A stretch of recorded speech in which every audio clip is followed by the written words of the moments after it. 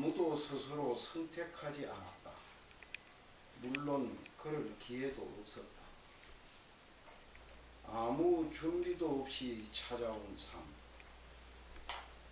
누구는 눈부신 왕관을 쓰고 어쩔 수 없는 탕화로 삶을 낭비하고, 누구는 처절한 운명 속에서 발부둥 치지만 상처만 남아 삶은 결코 공평하지 않다. 천차만별의 얼굴을 가졌다. 가시를 가진 장미가 사랑을 받고 향기를 가진 꽃이 길에서 짓밟혀 뭉개진다. 뿔을 가지고도 사용할 줄을 모르고 꽃비에 매여 끌려가는 짐승이여, 꽃비를 풀어도 달아날 곳은 없다. 달아날 곳은 없다. 천지는 이미 거물망처럼 촘촘하다. 우리에 갇힌 맹수는 아는 것이다. 인간은 오래전에 숲을 버렸고 스스로 산을 떠났다는 것을. 이제 아름다운 전설은 없다. 항상 옥문을 열고 철망을 뛰어넘는 것이 문제가 아니다. 그것은 오히려 아주 간단하고 쉬운 것.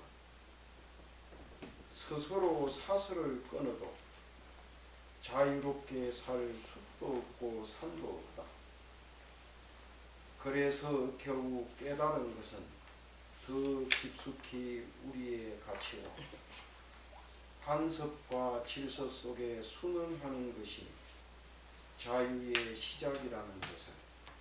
좀 길죠?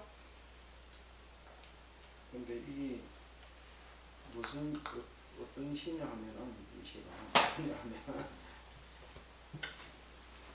오늘 오전에 우연히 오래된 노트를 정리하다가 그 노트에 있는 시, 나도 이렇게 써놓고 잊어버리고 있었었는데, 이 시를 메모를 해놨을 때는 이 시가 별로 좋은 점은 모르고 거슬하게 생각하고 있었는데, 오늘 내가 읽어보니까 상당한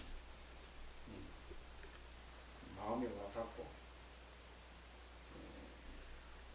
그런대로 그럴듯하다. 그냥 버리기에는 아까운 시다. 이런 생각이 들었습니다. 그래서 한번 읽어드리는 건데,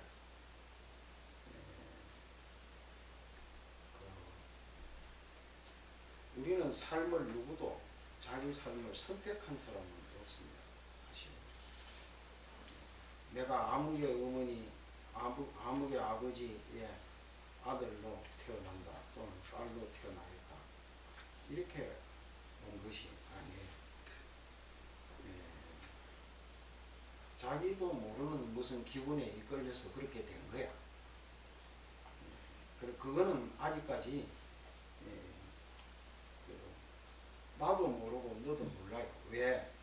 어떻게 그래 된 건가 하는 거죠. 물론 많은 종교에서는 마침 그것을 다 해결하고 그것을 다 알고 있는 것처럼 해답을 제시하고 있지만,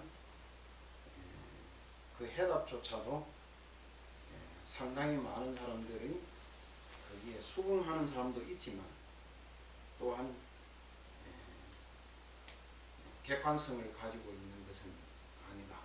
지난번에 얘기했듯이 그런 것 자체가 불가지론이라. 불가지론이고,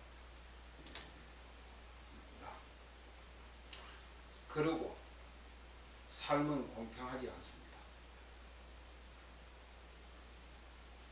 내가 스스로 선택하지 않았듯이 내가 스스로 선택할 수 있다고 할 것 같으면 가장 이상적이고 가장 최고의 것을 선택하지, 왜 지금같이 이런 아주 불망투성이고 이런 삶을 선택했겠어요? 다만 크게 이완이 되는 것 가운데 하나는 나만 내 삶에 대해서 불만이 있고 그 불평이 있는 것이 아니라 우리가 보기에는 대단한 영화와 부귀를 누리는 사람, 그런 사람조차도 사실은 자기 삶에 만족하지 못하고 있고 굉장히 불만을 가지고 있다 하는 겁니다.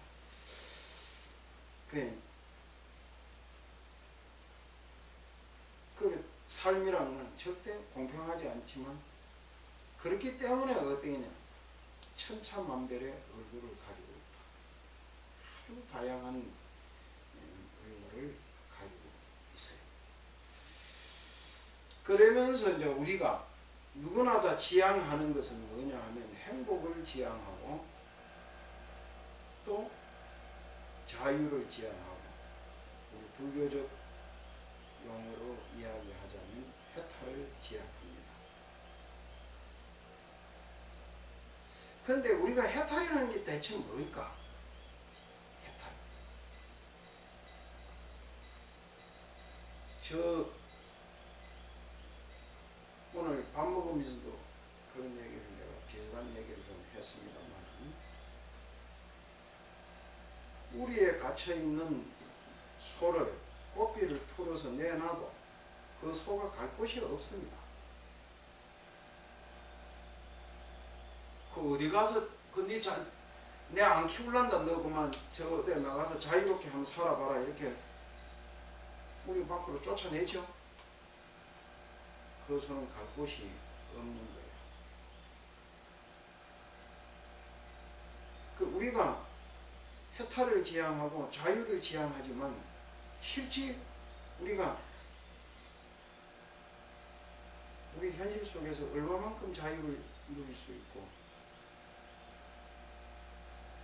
있을까요?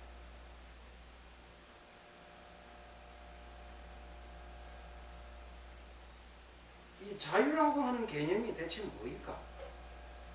이런 것을 다시 한번 생각하게 하는, 그래서 누구나 다 성자가 되고 싶고 자유인이 되고 싶고 진리를 깨닫고 싶지만 사실은 진리를 깨닫는 것이 어려운 것이 아니야. 우리가 다 자기의 진리를 가지고 있음에도 불구하고 실제 오랜 동안 그 간섭 또는 익숙한 자기를 스스로 얽어매고 있는 사슬에 묶여가지고 그것을 벗어나고 있지 못하는 것이다. 그래서 진리라고 하는 삶을 오히려 우리는 부담스러워하고 그 삶 자체를 그대로 받아들이기가 고통스럽게 돼 있어요. 그 고통을 이겨내지 못하면 사실은 진리를 깨닫기가 어려운 것이다. 그런 것으로 말씀을 드리는 겁니다. 그 더불어 오늘 의미가 있는 시라고 생각하고 더불어 같이 한번 생각해 봐야 되겠어요.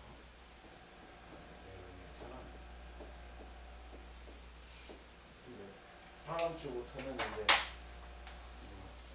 어떻게 되는 건지 현수막도 걸고 뭘 하는 거죠? 현수막. 네.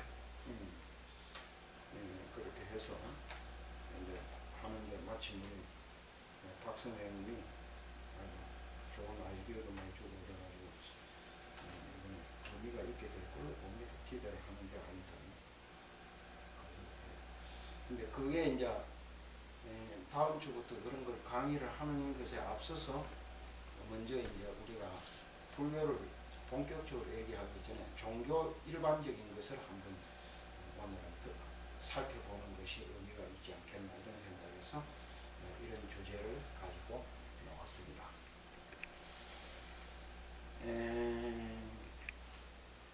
내가 최근에 글을 잘 안 쓰고 있었는데 원고 청탁을 하나 받았어요. 그래서 지금 원고를 지금 쓰기 위해서 뭘 현재 원고량이 많아. 한 40매에서 50매 정도를 써달라 이래요. 그 정도 쓰려고 하면 상당히 양이 많은 양인데, 주제는 뭐냐? 공동체에 대해서 써달라 이래요. 우리 인간이 그 공동체가 뭐냐? 한번 돌아보면 우리는 매주 다중적인 공동체 안에 살고 있습니다. 사람은 사회적 동물이라고 그래요. 그래서 어떤 사람도 사회를 떠나서는 살 수 없다. 이렇게 얘기를 하는데, 그 사회라고 하는 것이 공동체거든, 이게요. 근데 이게 우리는 공동체라고 하는 게 그냥 공동체라는 게 단순한 게 아니고 매우 다중적인 공동체 속에서 살고 있다. 그 집에 가면 가정이라는 공동체가 있고, 또 집에서 나와 직장에 가면 직장이라는 공동체가 있고, 또 그것만 가지고 있는 게 아니에요.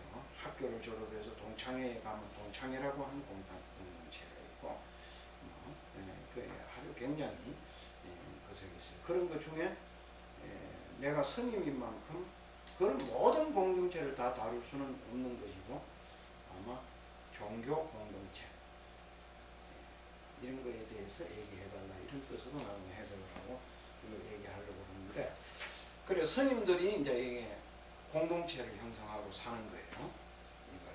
이걸 종교라는 게 이제 특정한 믿음, 뭘 같이 공유하는 사람들끼리 이렇게 그 형성하는 것은 그걸 신앙 공동체다. 우리가 이제 대체적으로 그렇게 얘기하죠.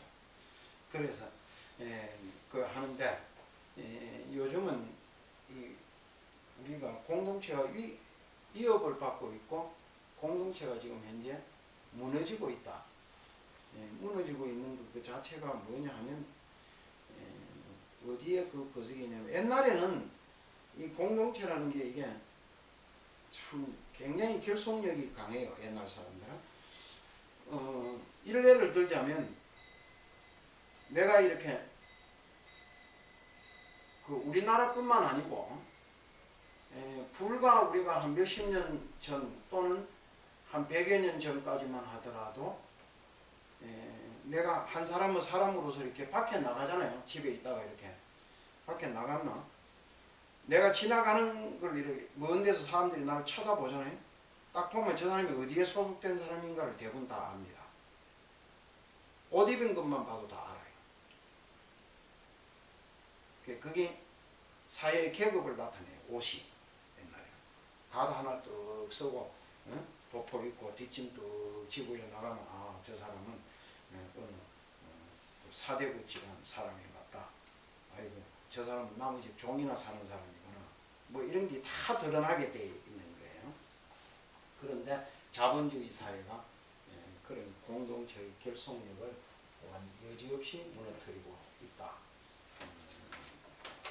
하는 겁니다. 근데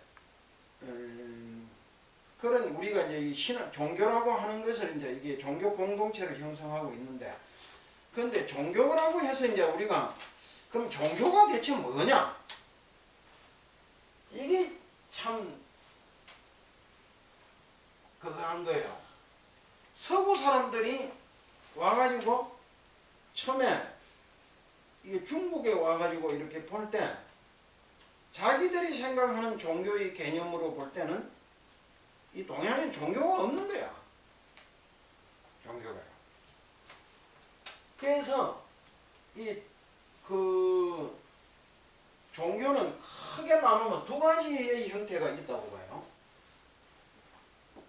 그 하나는 뭐냐 하면은 우리가 이제 불교를 중심으로 얘기하는 게 아니고 우리가 일반적으로 그냥 한번 내가 이렇게 여기가 뭐냐 하면 신을 중심으로 초월 인간으로서는 생각할 수 없는 초월신이 있잖아요. 절대신, 유일신 뭐 이런 거 있잖아요. 그런 신을 숭배하는 종교가 있어요.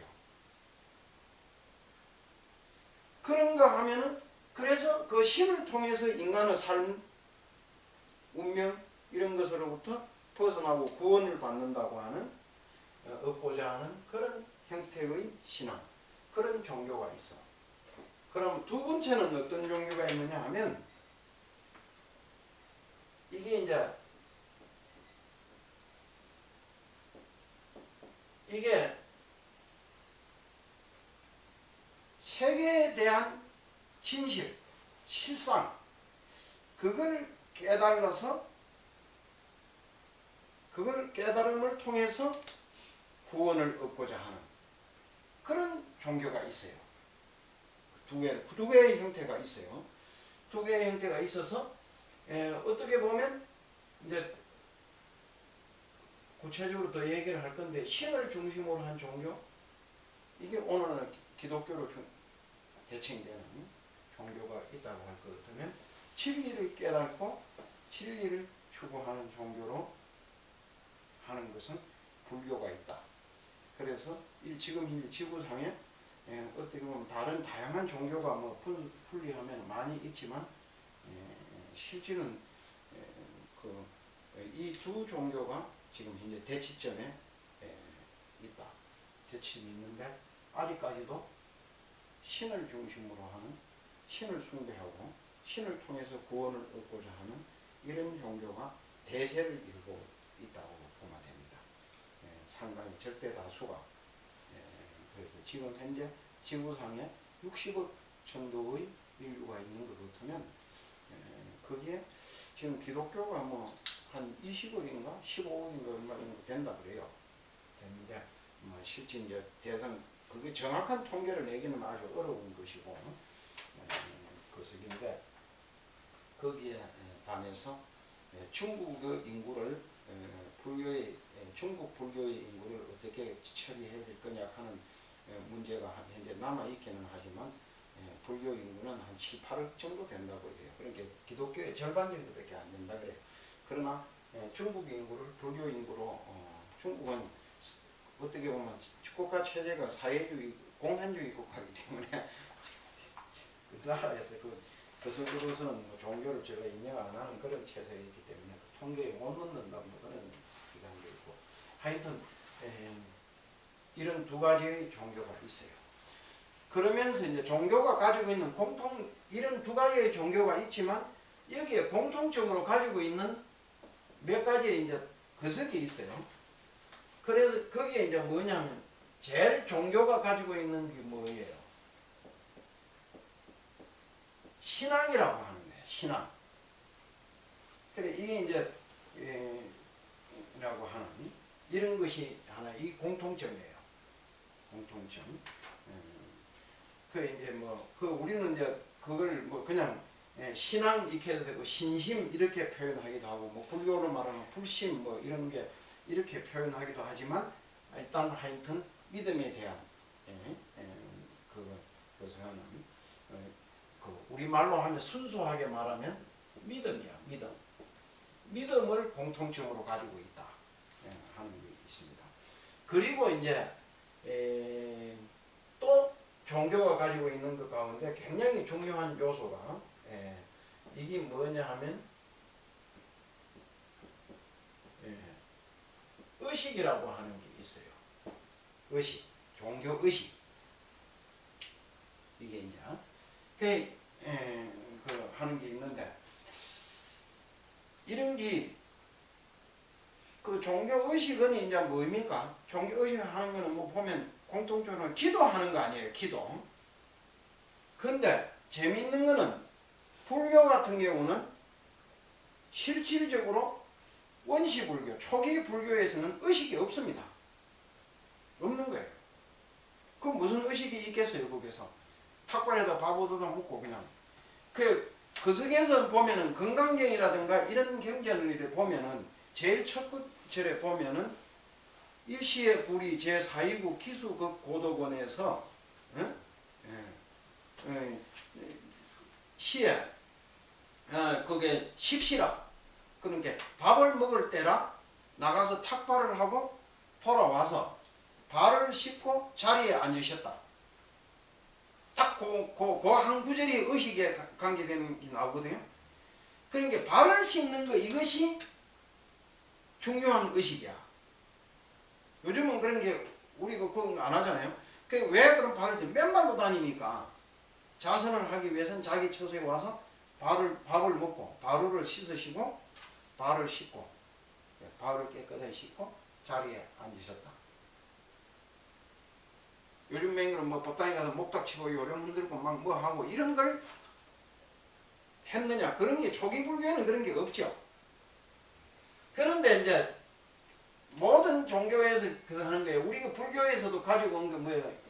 이 신을 숭배하는 데서 무당들이 하는 푸닥거리, 샤만이 하는 의식 있잖아요.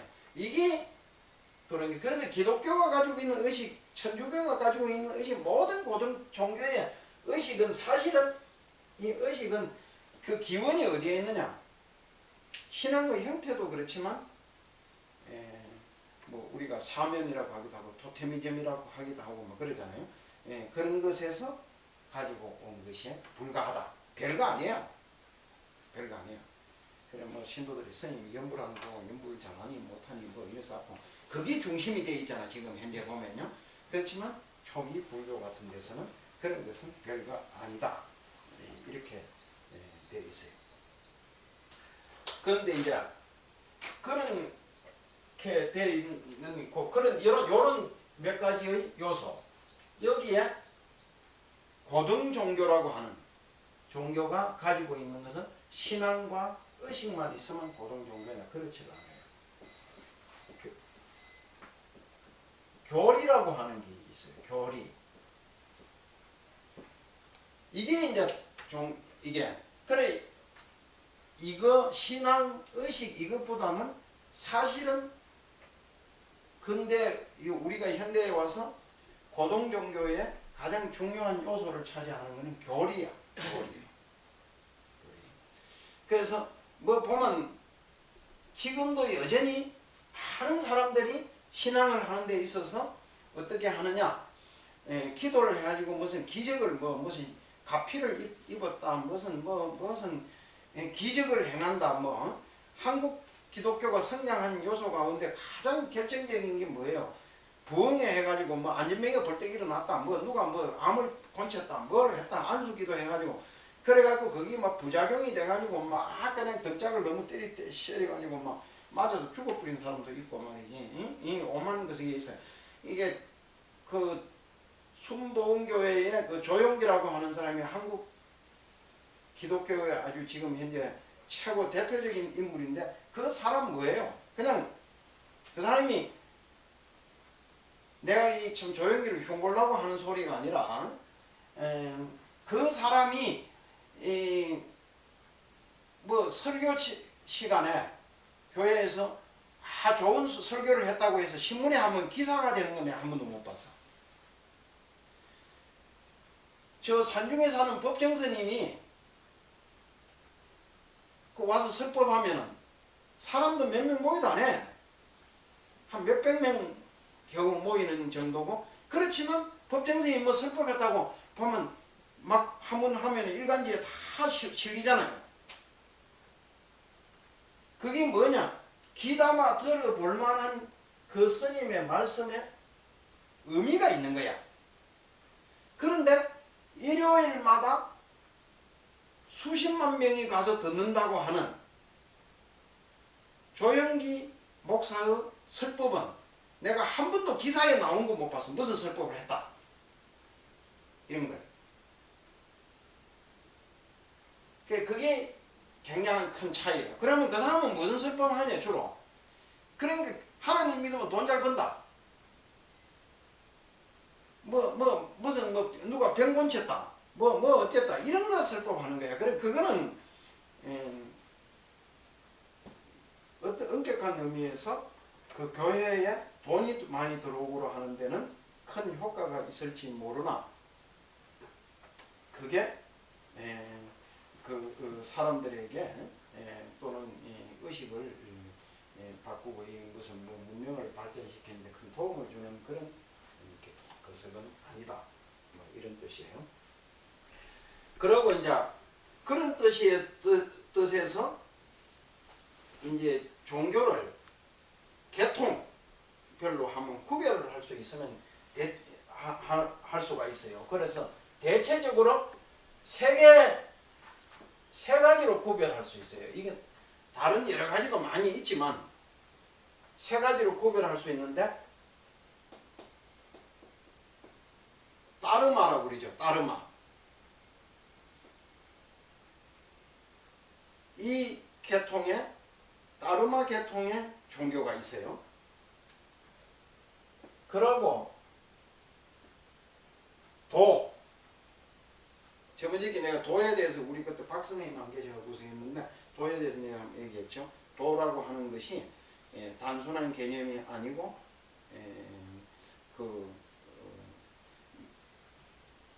근원적인 것, 근본적인 것을 상징하는 그런 의미를 가진 거라고 그래요. 도계통. 그리고 아까 얘기했듯이 이 신은 이게 하는데 이거는 우리가 이제 유일신 뭐 이렇게 하기도 하고 뭐 이런데 신을 숭배하는 종교가 이제 계통의 종교가 있어요. 있는데 이걸 이 중에서도 지금 현재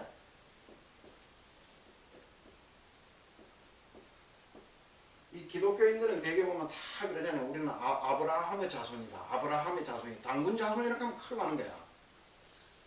이게요. 그게 막 당군 상을 부숴버리고 뭐 이러잖아요. 아브라함. 그래 이제 설명을 거꾸로 한번 해볼게요. 여기 신을 중요한 이 아브라함 여기는 지금 현재 이 종교가 지금 대세를 이루는 건데 이 종교는 지금 현재 이제 오늘 기독교로 뭐 대칭되는 것이 또 있지만은 이 종교의 발달은 뭐냐 하면은 그 페르시아라고 하는 나라 있죠. 페르시아. 저 속에 이제 거기에 조로아스트라고 하는 것이 있어요. 조로아스트. 이게 뭐냐 하면 한문으로 쓰면 배화입니다. 배화. 불을 숭배한다는 뜻이에요. 불을. 우리가 조로아스트가 짜라수트라 아니에요. 짜라수트라. 그거 니체가 그거 하는 보면 짜라수트라는 이렇게 말했다. 뭐 일사건 그걸 하는. 그런데 이 배화 사상에서부터 출발해서 유일신으로 발달했다. 이렇게 돼 있어요. 나도 이거는 처음에 나는 이렇게 안 하고 나는 그게 내가 전에 젊을 때 이렇게 어떤 책을 읽으니까 보니까 서양의 이제 그리스 신앙이라든가 이런 데에서 보면은 제우스 신이 있잖아요. 제우스. 이 제우스 신이 어느 날 기독교의 여호와가 됐는가다 이렇게 생각했어. 그랬는데 이게 이제 뭐 종교 일반적인 걸 얘기해야 되지만 내가 한 참고사항으로 한번 얘기할게요. 기독교가 지금 이제 상당히 그 신학을 하는 사람들이 참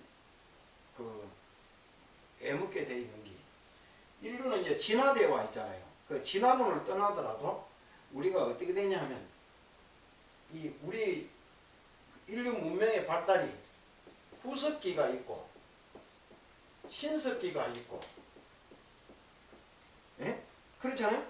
그러고 이제 청동기가 있고 그러고 이제 철기가 있단 말이에요. 이 사이에 또 이게 무슨 토기 시대가 있어요. 토기 이런 신석기 이제 칼도 만들고 뭐 이런 거 할 때 이제 그릇을 구워서 만들고 이런 게 있잖아요.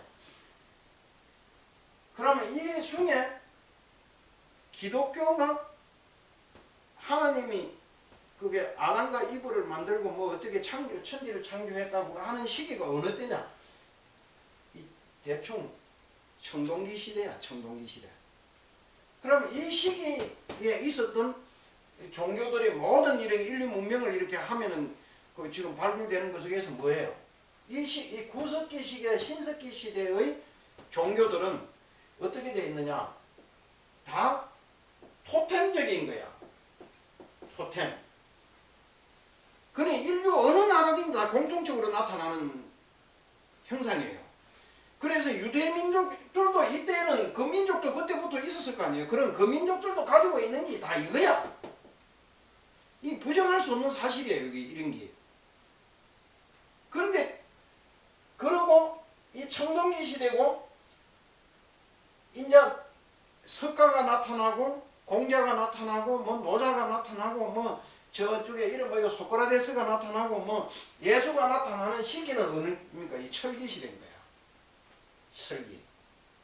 그 이런 걸 무시하면 하니까 이게 뭐 역사 설명이 안 되는 거예요, 이게.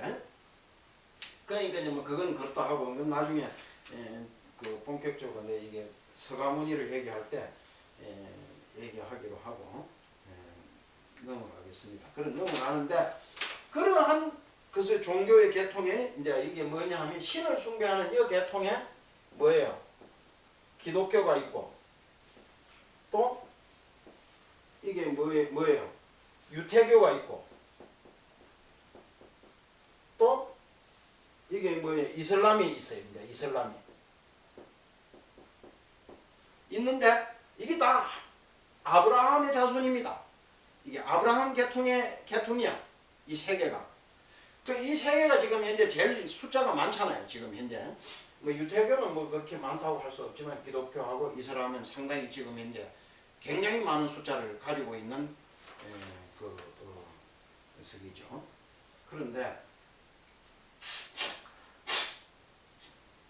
이 손수건에 이게 누가 그 산시가에 올라가는데 보니까 이거 흘려놨어. 그래서 내가 주워가지고 깨끗이 빨아서 쓰고 있는 겁니다. 그리고 이제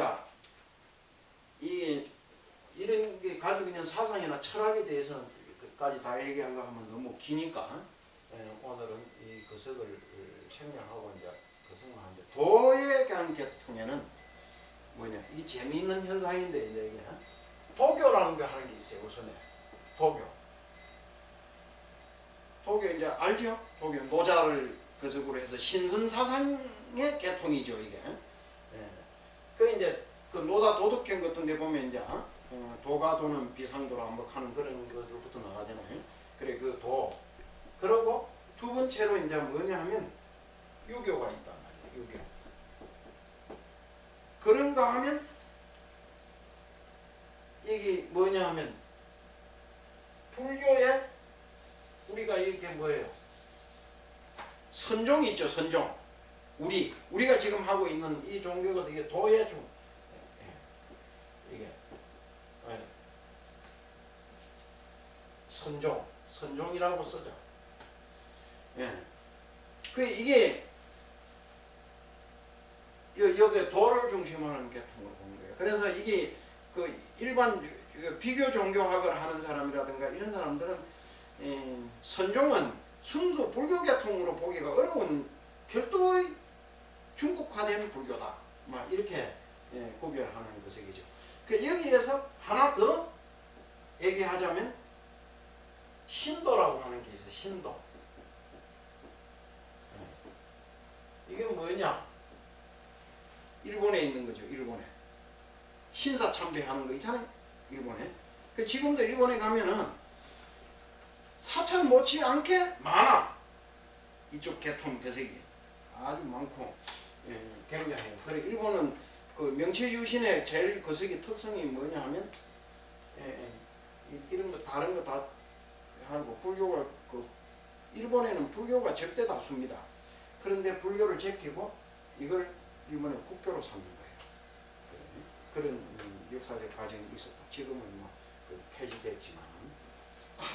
그러고 이제 따르마를 중심으로 하는 교리를 하는 따르마 계통의 거석이 있어요. 그럼 여기는 뭐가 있느냐? 따르마 계통에는 우선에 불교가 있죠.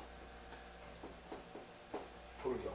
그래 이제 이게 이제 그러고 힌두교가 있죠. 힌두교. 그럼 이것만 있느냐? 그렇지 않아요. 시크교라고 하는 것도 있어. 이게 상당히 그 5대 종교 안에 들어간다고 하는 거예요. 인도에 있는 거예요. 이 시크교가.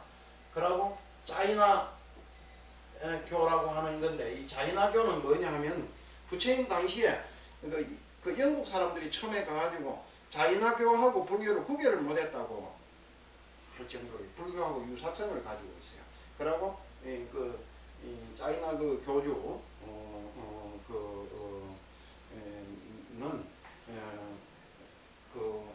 불교하고 부처님 이제 바르다마나인데 바르다마나 얘는 부처님하고 비슷한 시기에 태어나서 종교 활동을 했던 사람 가운데 한 사람입니다. 이 사람은 지금도 이쪽의 사람들은 완전히 무소유락하니까 불교보다도 극단적 무소유자들이야. 그 옷도 안 입어요. 옷을 소유하면 안 되잖아요. 그냥 완전히 빨가벗고 다니는. 그래서 무슨 나신 거라고 뭐 하기도 하고 사람들이 이쪽에 있어요. 그래 이 사람들이 부자야. 왜냐하면 농사지면 살생하지 말아야 하니까 절대 불교하고 교리가 비슷한 것들이 많아요. 이거 살생하지 말아야 돼. 이래 됐잖아요. 그 살생하면 안 되잖아요. 농사지면 살생되잖아. 그래서 살생한다고 농사를 안 짓는 거예요. 사람들은. 그럼 뭐냐? 장사를 해온 거예요. 장사. 그래서 상업을 했기 때문에 굉장히 부자들이 많다고 해요. 극소수지만은 그렇게 있고 시크교라고 하는 것은 자이너교 말고 시크교는 이제 그 중세 정도에 해당되는 시점에 나왔는데 이는 왜 나와 있느냐 하면은 회교도들이 그 지금도 인도에 이제 가가지고 인도에서 지금 현재 힌두교하고 상당히 종교적 갈등을 많이 일으키잖아요. 그러한 거기에서 힌두교보다 매우 그 해교도들하고 한테 적극적으로 대응하는 그런 게 해교도들이 막 죽이니까 거기에 대응해가지고 누가하고 그럼 싸움이라도 한번 붙어서 싸우자 하는 식으로 맞대응을 하기 위해서 만들어진 교회예요. 시크교라는 것이 그렇게 되어 있습니다.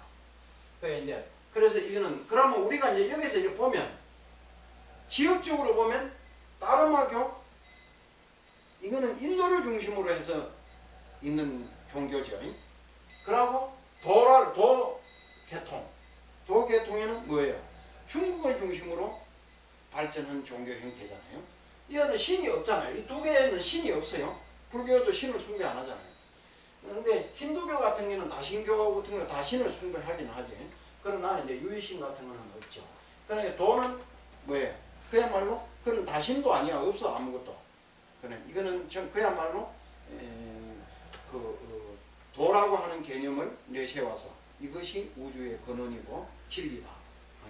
그런 것을 그 유교, 도교 이거 두 개가 가장 대표적 종교 형태. 그 중국을 중심으로 했고 신 아까 아브라함 계통의 이 종교 신의 종교는 뭐예요? 중동 지역을 중심으로 해서 지금 현재 발전한 종교다. 뭐 이렇게 얘기를 할 수가 있죠. 그러면서 이제 몇 가지 더 붙여서 이런 딱딱한 얘기만 하면 재미가 없으니까 그저 하는데 이 종교가 가지고 있는 이제 이 종교 쪽에서 가지고 있는 가장 이거 참 내가 굉장히 중요한 얘기를 한 게 그냥 이게 별거 아닌 내용을 한 거지만 이게 인류가 문명이 발달하면서 어떤 게 있느냐 하면요. 우리가 가정이라는 게 있잖아요. 내가 아버지로서 장가 가가지고 동물적 그 속에 뭐예요? 자손을 끊이지 않게 남겨야 된다 하는 이런 게 있잖아요. 그 이제 동물들도 그것 때문에 자꾸 새끼를 놓는 거거든. 그 모든 생명체는 다 그런 걸 가지고 있어요. 가지고 있는데 인간은 뭐예요? 그것만 가지고 있는 게 아니란 말이야. 자기의 사상과 철학 이런 걸 후대에 전하려고 하는 게 생기잖아요. 그러면 거기에 뭐가 생기느냐? 법통이라고 하는 게 생겨. 법통. 굉장히 중요한 그 세속적 권력인 왕은 내가 아버지가 왕이면 그 아들이 장자 계승을 해갖고 뭐 내려간다든지 이런 식으로 하잖아요. 그 일본 같은 데 보면 천황은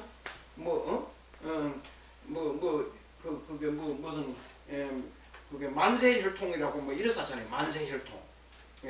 그러니까 자꾸 한 계통으로만 내려왔다 끊어지지 않고 뭐 그런 걸 주장하고 그러는데 이 법통 이게 굉장히 중요한 것이에요.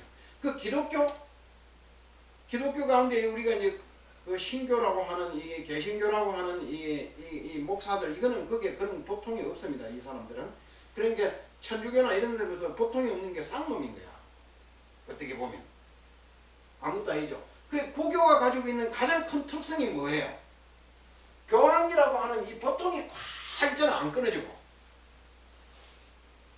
그러니까 예수의 제자인 베드로에서부터 막 쫙 이렇게 지금까지 내려는 2000년 동안 내려는 이 보통이 이게 딱 있는 거야. 이게 그 사람들은 막 가장 중요한 가치가 되잖아요. 그래 불교도 이제 뭐예요? 불교도 막 이런 기독교 영향받은 거 없이 그냥 불교도 쫙 보통이 그 중간에 막 끊어졌는데 여전히 이런 게 역사적으로 좀 여러 가지 얘기가 많이 있지만 하여튼 석가모니에서부터 석가모니의 법통을 누가 받았느냐? 응? 가섭이 받고 가섭의 법통을 누가 받았냐? 아난이 받고 아난이 법통을 누가 받느냐? 누가 받느냐? 그래가지고 중국에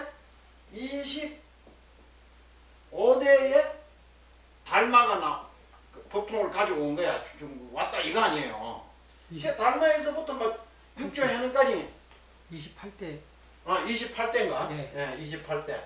그 28대 그 성에서 쭉 내려와가지고 또 뭐 육조 해능에서부터 또 법통이 쭉 해. 그러다 이렇게 갈라지기도 했지만은 막 서로. 그 지금도 막 보면 큰 스님들 가운데 이제 뭐 한국을 대표하는 뭐 고성이 누가 있다 무슨 이제 부산에 아무개 스님이 있다. 그러면 나는 이게 어느 스님의 법통이다. 또 뭐 저쪽에 저 인천 가면 또 뭐 어떤 스님이 하나 있다. 그러면 그 스님은 어떤 법통이다. 막 이 법통을 굉장히 중요하게 생각하잖아요. 그런 법통을 쫙 가지고 있는 거야. 그래서 공이 똑같은. 그러면 유교 같은 데는 없느냐? 유교는 지금 법통이 이제 유교 자체가 지금 소멸해가지고 우리나라에서 자체가 거석이 없지만 조선시대에는 이거 가지고 계속 싸우는 겁니다. 그래 이제 뭐 저 거석에서 보면은 뭐 이렇게 쭉 고려 때부터 이렇게 쭉 내려오는 거야. 내려오고 조선에 와서 김종직이 어떻고 나중에 누가 어떻고 막 그래 송시열이 뭐 어떻고 막 이렇게 법통이 쭉 내려와요. 그래서 그러면 이 법통에서는 무슨 왕도 이제 세종대왕 같은 사람이 그게 이제 그 유교 그 승리학의 법통 가운데 하나 왕으로서도 하나 들어가 있어. 그게 보면 법통 계열을 이렇게 순서를 정하는데 그래가지고 그런 법통을 굉장히 중요하게 생각하죠. 그런 게 대인데 그 불교에서도 그렇고 이 유교에서도 그렇고 도교에서도 지금 이제 도교 가면 이 도교를 성립한 사람은 이게 제일 처음에 이 도교라는 원래 교리지 그석이 없는데 불교 선종의 영향을 받아가지고 도교가 만들어졌다고 그래요. 그래서 장도령이라 그래. 장도령. 이 장도령이라는 사람이 도교를 처음에 세운 그 교주야. 근데 이 사람의 법통이 쭉 내려와갖고 지금 대만에 있대요. 이 사람이. 법통이 그걸 이은 사람이 대만에 실제 생존해서 이 섬에서 그 사람 죽으면 또 그 사람 법통 또 후대 법통이 이어지고 그러겠지. 그래 그런 식으로 이 법통을 중시하는 이런 그래 그게 이제 인류 문명사에 우리는 이제 대충 뭐 이렇게 얘기하는 것 같지만 그런 게 굉장히 중요하게 작용하고 있다. 그리고 이제 시간이 다 돼가는데 재미나는 얘기 또 하나. 신흥종교라는 게 있습니다. 신흥종교. 우리가 흔히 보면 그러잖아요. 신흥종교? 그러면 기성종교가 있을 때 신흥종교가 있는 거 아니에요. 기성종교의 입장에서 보면 신흥종교는 항상 사입이야. 사입이요. 그래서 이 불교에서는 그런 게 그렇게 뭐 극심하지 않는데 기독교 같은 경우는 거기에 대해서 아주 막 시비가 많습니다. 많고 또 그 이상한 게 많이 생겨. 그쪽에는. 그래 끊임없이 뭐 생겨가지고 사회에 무리를 일으키고 말썽을 일으키고 그래요. 지금도 저 그 속에 뭐입니까? 신천지라고 하나 뭐 하는 거. 그게 해가지고 한국 기독교가 총 비상이 걸렸어. 그 사람 때문에. 응? 그게 무슨 이름이 뭐이더라고. 그 사람들 또 생각이 안 나요 갑자기. 그 사람 때문에 지금 신천지 때문에 지금 비상이 걸려가지고 있어요. 그리고 지금 현재 새누리당이 누리라고 하는 게 천지라는 뜻 아니에요. 우리 순수 우리말에 신천지, 새누리 똑같잖아 뜻이요. 순 우리말로 하면 새누리고 한문으로 하면 신천지야. 그래가지고 그게 그리고 그 사람들이 그속에 한나라당 그석을 할 때부터 지원을 많이 했는데다가 장명을 할 때 새누리당 장명을 할 때 신천지 쪽에서 했다는 그런 루머가 돌아다니고 진짜인가 가짜인가 내가 확인 안 해봤어요.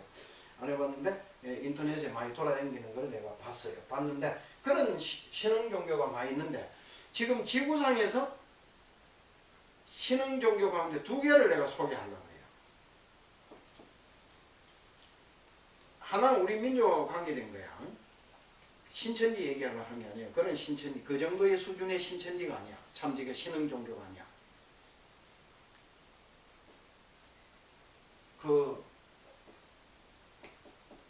주체사상이라는 거 얘기 들어봤죠? 주체사상. 김일성교야, 김일성교. 많은 사람들이 북한의 김일성의 주체사상은 종교다. 이렇게 보는 사람이 많아요. 신흥 종교다.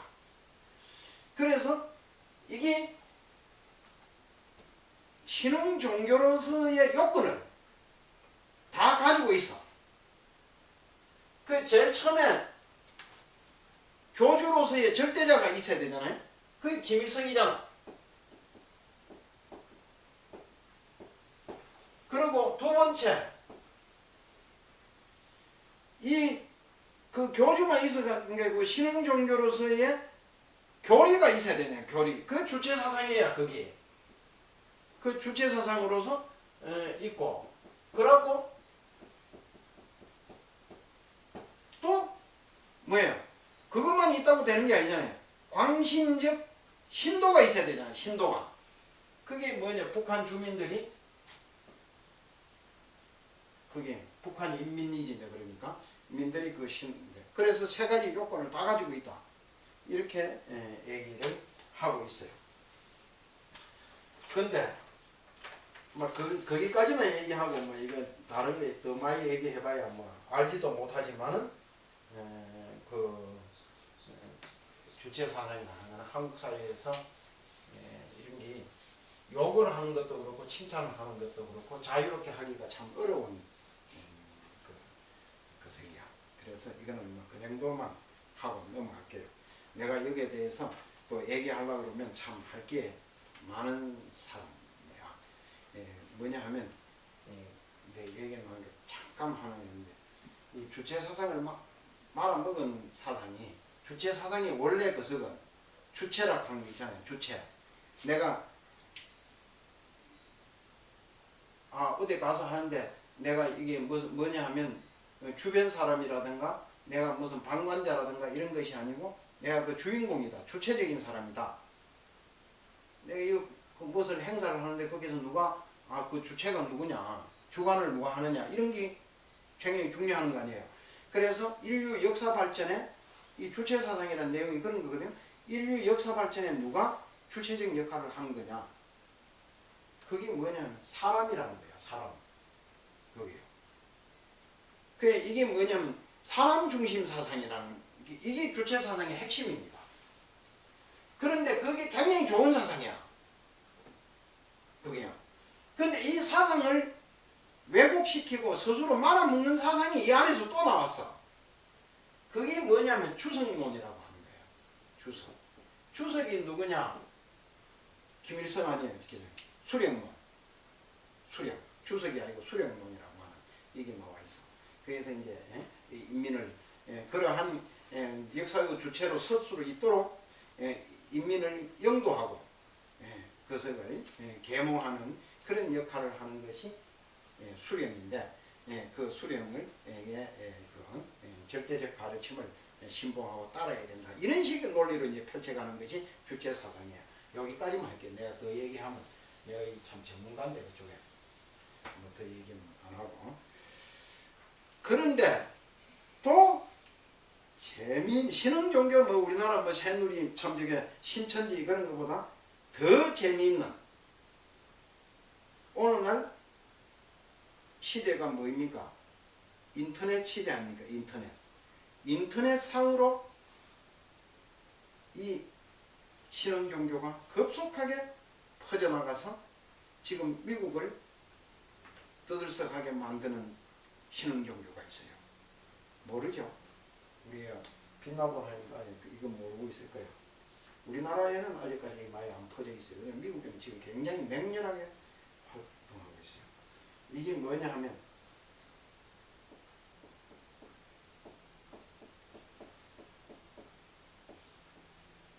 날아다니는 들어봤어요?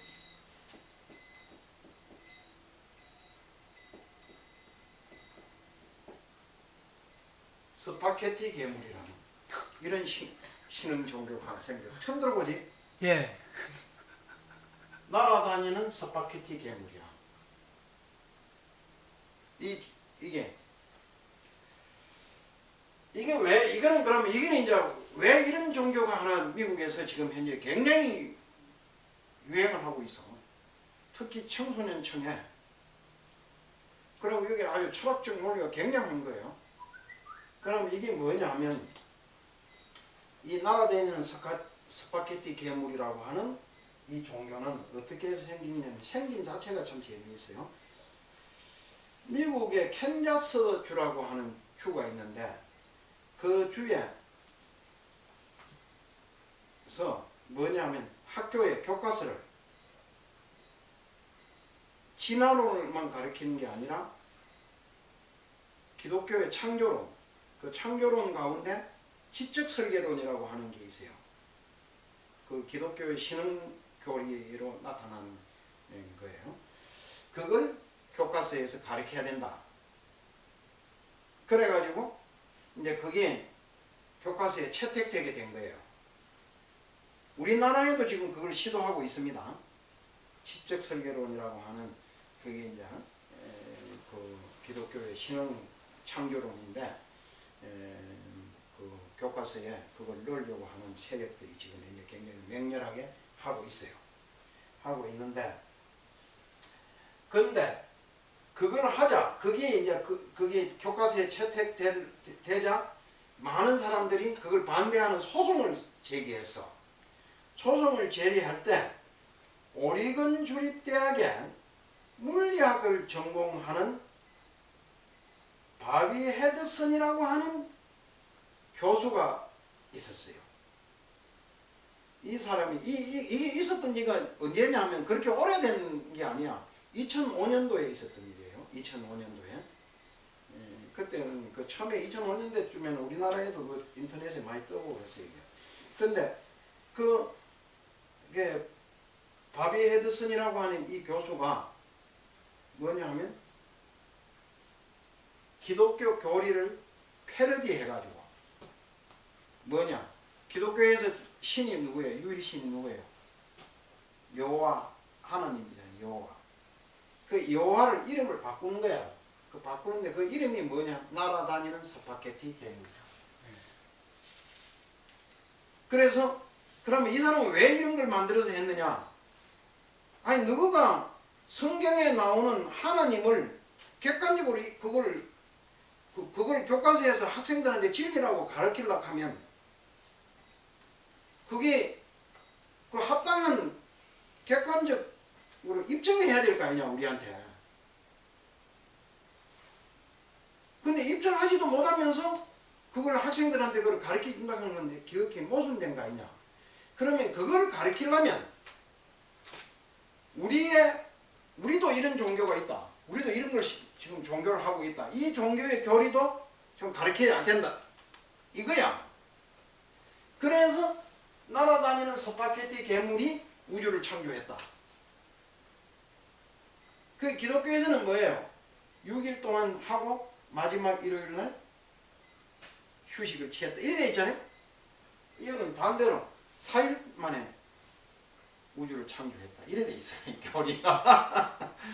그래 이런 그 기독교를 패러디 해가지고 그런 이제 논리 같은 걸. 그러고 이 스파게티 날아다니는 스파게티 그 괴물이 지금 현재 인류의 역사를 하고 인류를 지금 현재 지배하고 있고 이 말이지. 안 믿으면 다 지옥 가고 버석한다. 이런 걸 이제 막 거성을 하는 거야. 그래가지고 거성해서 거기에 그 이 바비 헤드슨을 위시한 거기에 동조하는 많은 인터넷 안에 사람들이 확산돼가지고 재판 거석에서 해갖고 재판관들이 그걸 부정할 수 없는 거야. 아니 여호와가 우주를 창조했다 하는 게나 날아다니는 스파게티 괴물이 우주를 창조했다 하는 게 다를 게 뭐가 있어. 똑같은 게지. 그게 창조했다 하면 그 객관적으로 증명해 보여야 될 거 아니에요. 그 못 보이면 그냥 그 명칭이라는 하는 거는 그런 거거든. 명칭이라는 거. 예?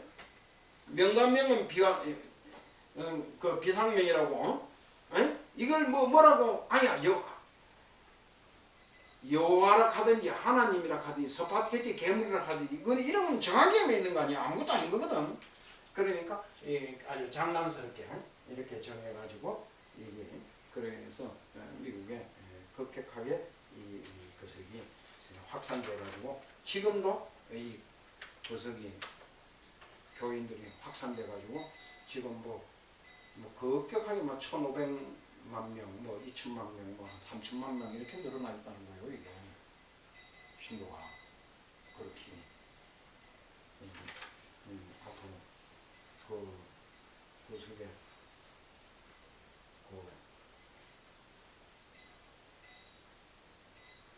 빛나고 사람들이 이것도 교인 되는 거 아니냐 하는 부분. 아니 이게 스파게티 괴물이라는 게 그래 이제 그 속에 이 스파게티가 그 국수 아니에요. 국수.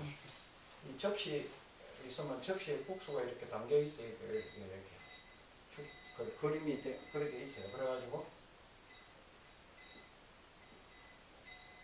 요 스파게티 가락이 하나 올라가고 요 눈깔이 하나 딱 생기고 또 이런 식으로 돼 있어요.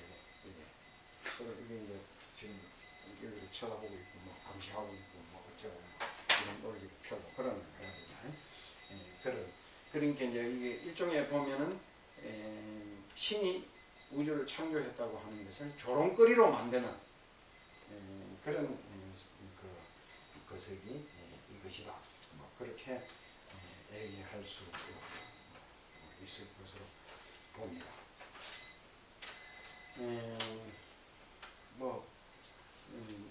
대충 그렇게 이제 그 시간이 더 때워졌는데 여기에서 내가 한 가지 놓친 것에 대해서 하나 더 얘기를 하고 마무리를 짓도록 하겠습니다. 종교 일반적인 것에 대해서 이제 종교가 가지고 있는 특성이 이제 뭐냐 하면 참 할 게 많죠. 막 얘기할 게 많은데 종교는 거짓말을 많이 해요. 사기야. 종교가. 그래서 인류 역사에 이제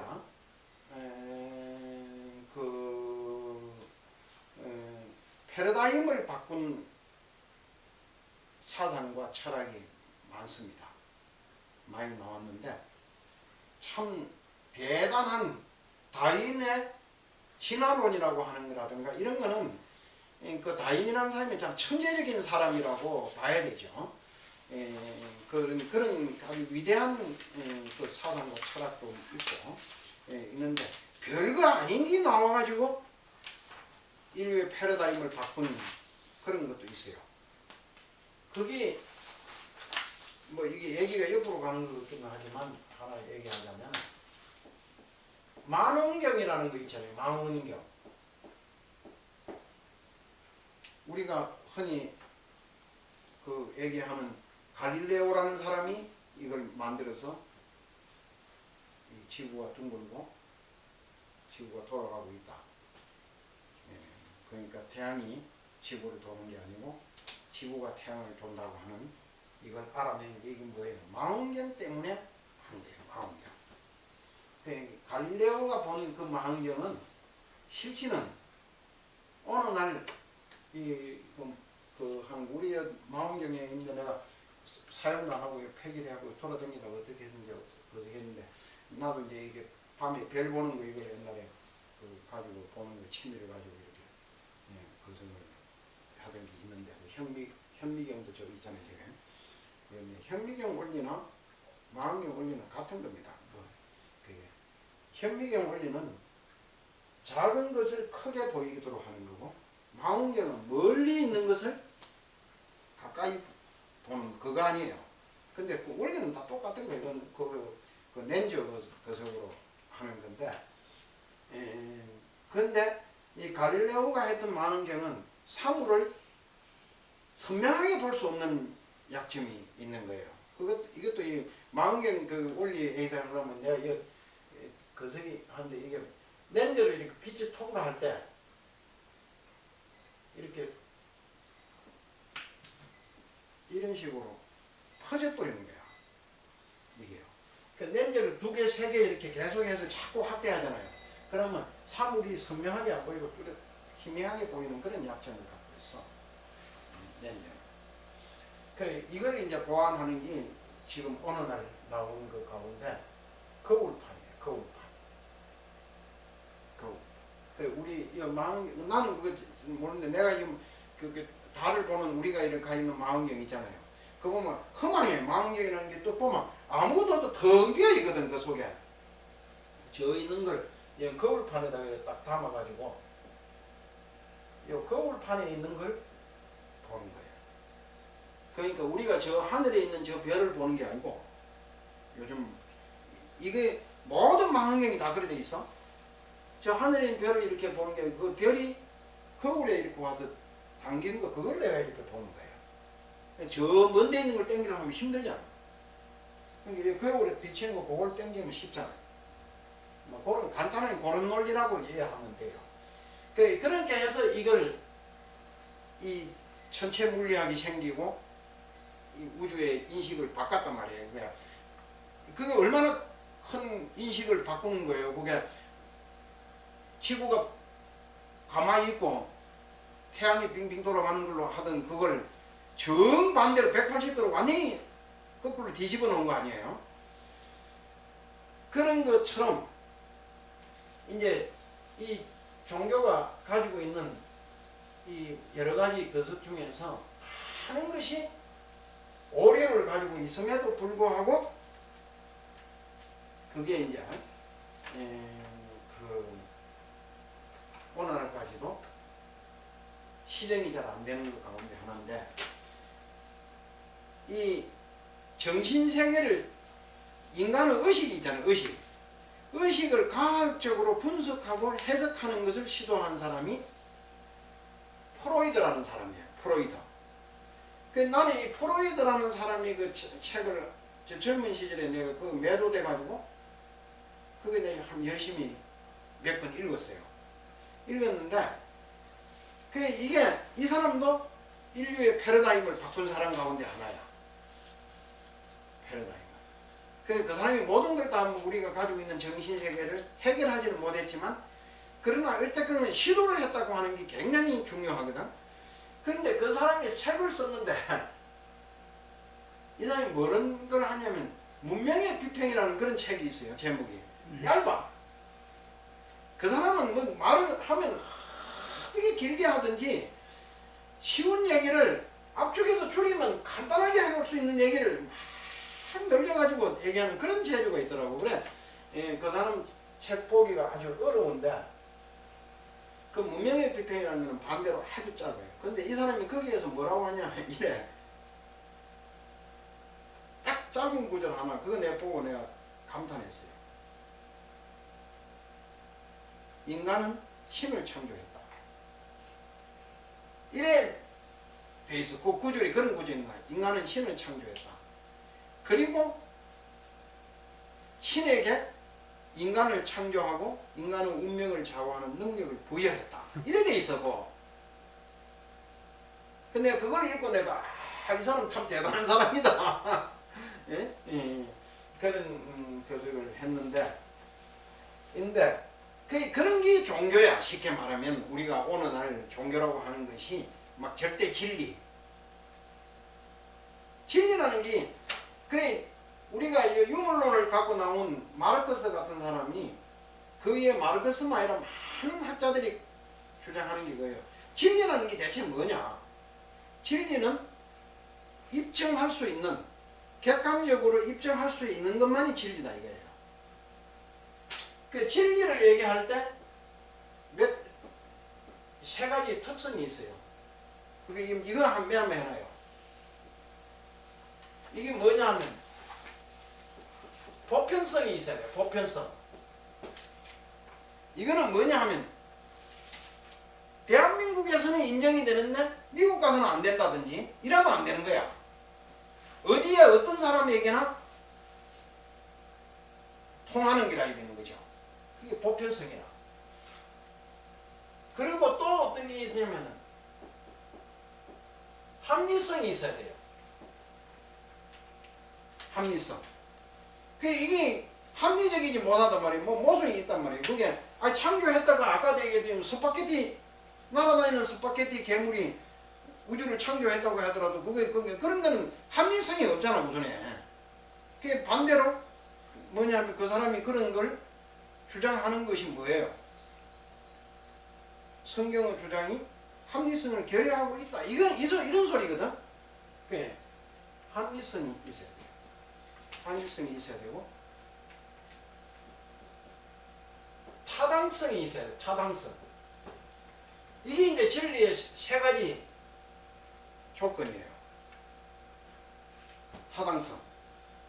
그러니까 아무리 보편적이고 합리적이라 하더라도 우리 모든 사람에게 그게 편리하고 유용하고 타당하지 않으면 안 되는 거거든. 그래서 보편성과 합리성과 타당성이 있어야 된다. 이게 이제 종교인데 내가 왜 이걸 얘기를 하냐 하면 우선에 종교가 가지고 있는 것에는 성직자라고 하는 게 있습니다. 이게 성직자. 성직자는 스님들도 성직자잖아요, 원래. 그런데 우리가 스님들이 큰 착각하고 있는 것 가운데 하나가 초기 불교에서 스님들은 특권을 가진 사람이 아닙니다, 이거는 뭐예요? 그냥 단순히 수행을 전문으로 하겠다. 이 사람이 스님인 거예요. 그래서 기독교 같은 데라든가 이런 데서 가지고 있는 성직자 개념하고는 좀 다른 거야. 즉 무슨 말이냐 하면 고대 토템 신앙이라든가 이런 데서 나타난 제사장이라고 하는 게 가지고 있는 그런 특권이 아니에요. 이게 스님이라고 하는 것은. 그런데 오늘 기독교라든가 이런 게 특히 천주교 같은 데서 성직자는 어떤 특권을 누리느냐? 이런 게 있습니다. 그 교리상이라든가 뭐 이런 특권은 놔두고 어떤 게냐 하면 아까 얘기한 의식을 집회하는 권리를 가지는 거야. 의식. 그러니까 법당에 가서 불공을 하는데 다른 사람은 할 수 없고 스님만이 할 수 있다 이거 할 것 같으면 문제가 다르잖아요. 근데 지금 현재 우리 불교도 은연중에 그런 걸 가지고 있거든. 그 의식을 스님만 하는 거 아니에요. 그 일반 사람 다 배워서 하면 돼.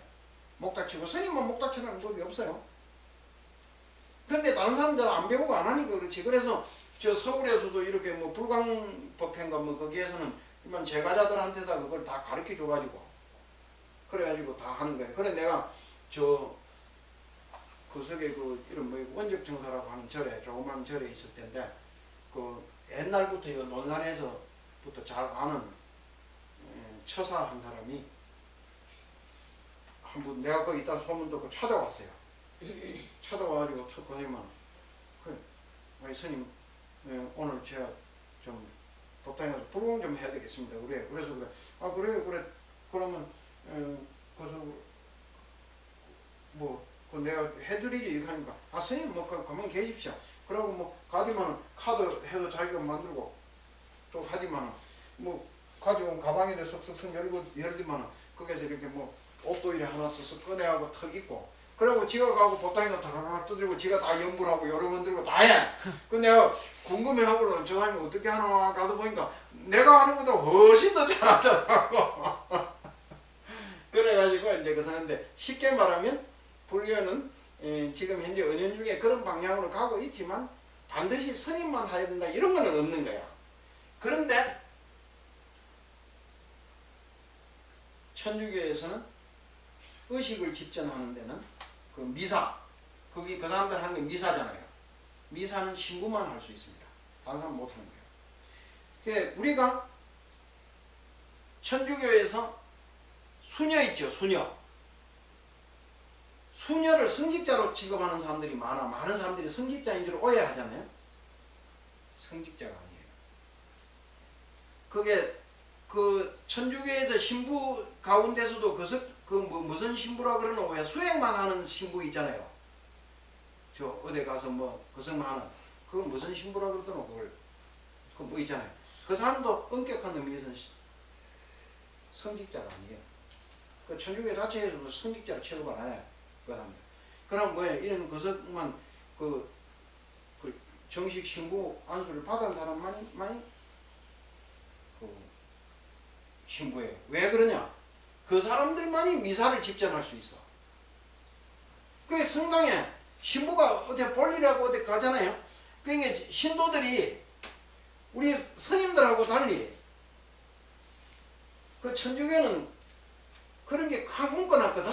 결혼을 해도 어떻게 되겠습니까? 예식장에서 결혼한 건 아무 인정을 안 해주는 거예요. 그 교회 내에서 성당에 가서 다시 결혼 미사를 봐야 되는 거야.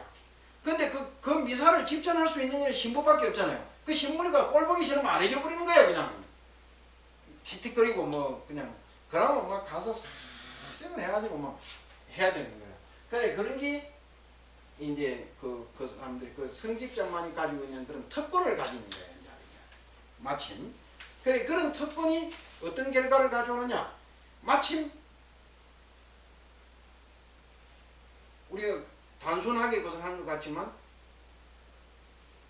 예수 천당 불신 지옥 이렇게 하고 다니잖아요. 예수 믿으면 천당 가고 못 믿으면 지옥 간다 이런 논리가 성립되지만 그는 기독교고 천주교에서는 어떻게 돼요? 신부가 미사를 집전해서 뭐 세례를 해줘야지 천당 가는 거야. 그래서 죽었어도 죽은 사람한테도 죽기 전에 숨 떨어지기 전에 신부가 그걸 해주잖아요. 그래 그런 어떤 특권을 가지는 그런 것이 종교가 가지고 있는 제사장적 역할 뭐 그런 건데 하여튼 그런 걸 가지고 있다.